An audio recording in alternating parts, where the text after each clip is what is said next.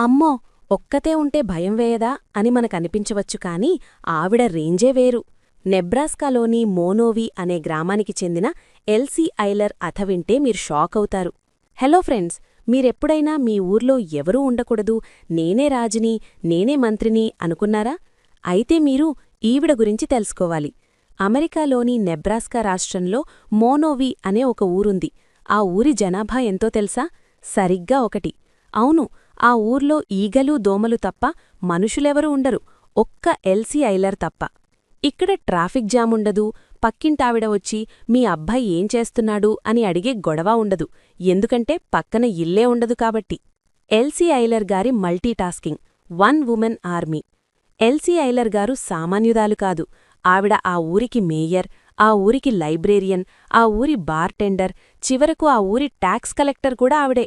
Mayor హోదాలో ఆవిడ ఒక ఫైల్ రెడీ చేస్తారు, లైబ్రేరియన్ హోదాలో ఆవిడ ఆ ఫైల్ చదువుతారు, బార్టెండర్ హోదాలో ఆవిడ ఆ ఫైల్పై సంతకం పెడతారు, చివరిగా ఆవిడకావిడే ట్యాక్స్ కట్టుకుంటారు.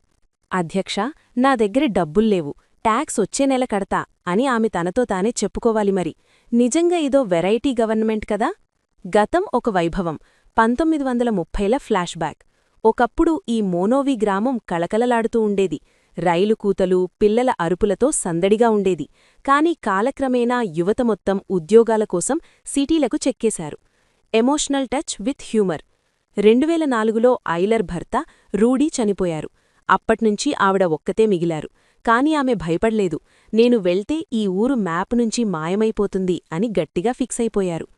అబ్జర్వేషన్: గూగుల్ మ్యాప్స్లో కూడా మోనోవి అని టైప్ చేస్తే ఎల్సీ ఐలర్ ఇల్లు అని వస్తుందేమో. ముగింపు: సెలబ్రిటీ మేయర్. ఈ 90 ఏళ్ల వయసులో కూడా ఆవిడ మోనోవి ఉనికిని కాపాడుతున్నారు. ప్రపంచం నలుమూలల నుండి టూరిస్టులు వస్తుంటారు.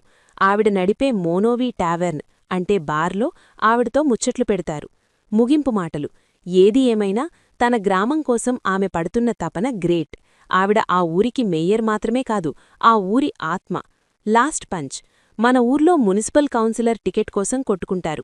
ఇక్కడ ఎల్సీ గారు మాత్రం ఎపోజిషన్ లేకుండా ఏకగ్రీవంగా గెలుస్తూనే ఉన్నారు. Salute to mayor Elsie ఐలర్.